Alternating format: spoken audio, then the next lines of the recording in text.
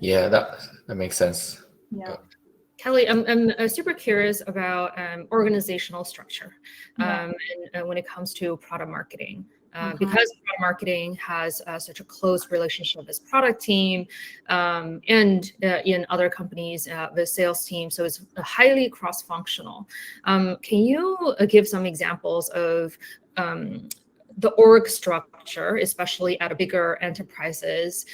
Where does your role sit? Where does the product marketing org sit, and who do they report into? And there's also an organization I observed that product marketing actually report into product org. And how do you think about that structure? Yeah, I've only reported to product org once myself. That was at the drone startup, and then actually later internally they switched. I reported into marketing. I think it probably make more sense as the company mature for the product marketing organization to be reporting to the CMO eventually, and then so the product has their team, and then sales has their sort of leadership. And then usually there's a product marketing team, and then there's especially in the B2B space, there's demand generation, and then another big bucket will be like brand, creative, content, in that bucket, and then we'll sort of work together, and then all roll up to the CMO. Got it. Yeah. Any follow-up, Holly? I want to double click on this. Yeah, like what's the pros and cons you've seen on like a product marketing report into the product org or chief revenue officer or some other org? But specifically, I think more often it's like a product org. Yeah, I think reporting to the product org only makes sense as a startup when maybe they are not ready to bring on an experienced CMO yet, and it's very important to find the product market fit. And the product is very unique, very novel, like a drone or something. Like no one has done it. It's really like the first people have it. It's not like the next e-signature solution or the next web conferencing solution where people already know what it is. It should be like a net new category, net new product, and the product is sort of evolving really fast. Then maybe the product marketer can work with the product, sort of the V1 of the messaging, V1 of your positioning. And then once that's more settled, it would make more sense for a product marketer to move into marketing.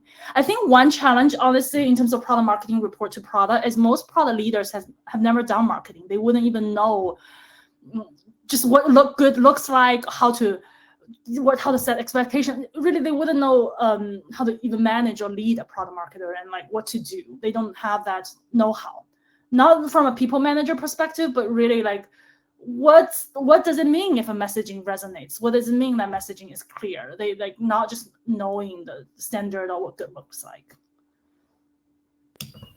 That makes sense. Actually, like I saw Aria has a follow-up question related to this, right? Like, how do you know something works? Aria works at a early stage B2C startups, and she's wondering if you have any tips or thoughts on conducting user research. Product marketing role is like surveys or focus groups or interviews. Yeah, I find actually the interviews to be the most helpful. So at startups, I've done like just reaching out to customers, have them look at our like website or messaging doc and just get their feedback. So give them a gift card as a thank you. So just to get their honest thoughts on whether our messaging is resonating or not. Sometimes for user research, in terms of if you actually want to know how the customers, you say like at DocuSign, what documents they're using us to sign, or at Grammarly, like what documents are they using Grammarly to help write or help like refine? Like if you want to know that level of details, sometimes you do user research. Sometimes you have to do some blinded user research where you have to work with a vendor to help you find these users, and they don't know you, which company you work at, so you can get the unfiltered view from it. So I'll work with a vendor if you first need to do blinded research, or you can't source these users yourself one way or another, like you don't have access to them. Quantitative surveys, occasionally, like say once you identify these are the 10 use cases that's useful, but you want to really put dollars behind it. Like, okay, so how much budget do I go after persona A versus persona B? How much money I should spend when it comes to campaign? Then you can do a survey to help you quantify the size of the business and then help you quantify how you allocate your resources.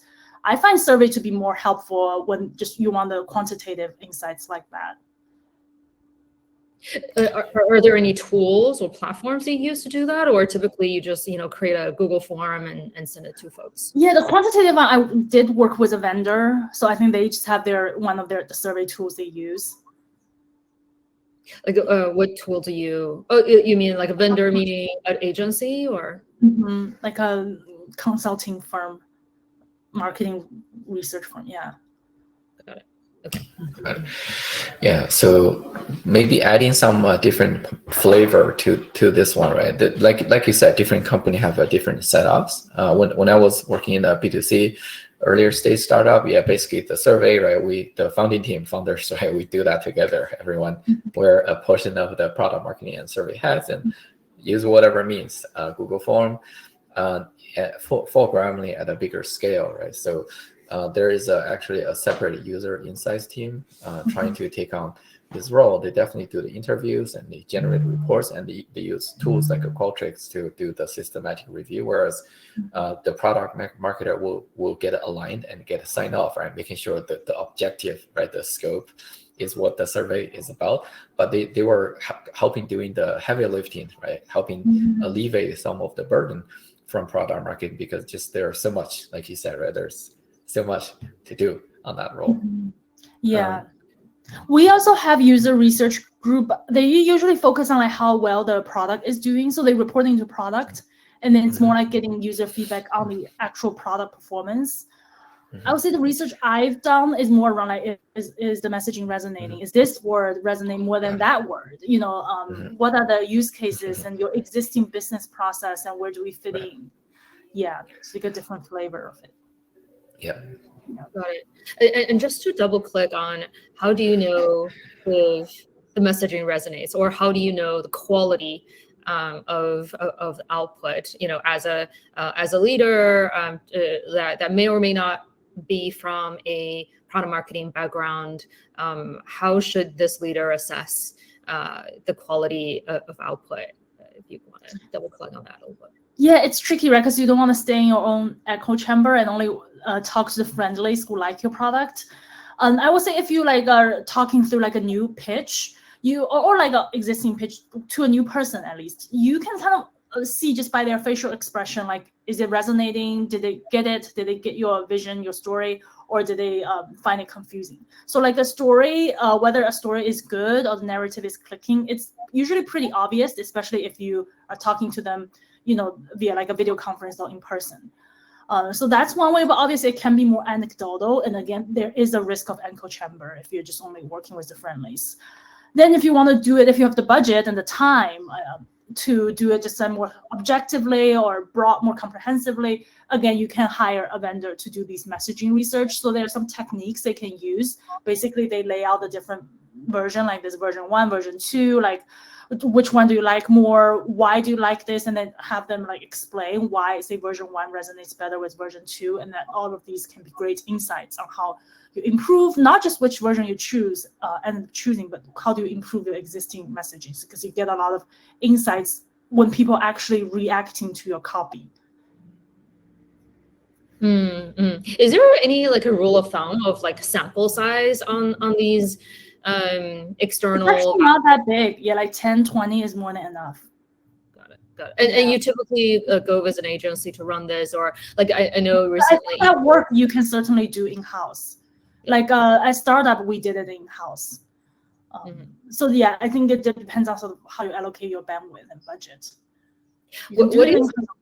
Yeah, go ahead. Sorry. What do you think of like a messaging testing platforms?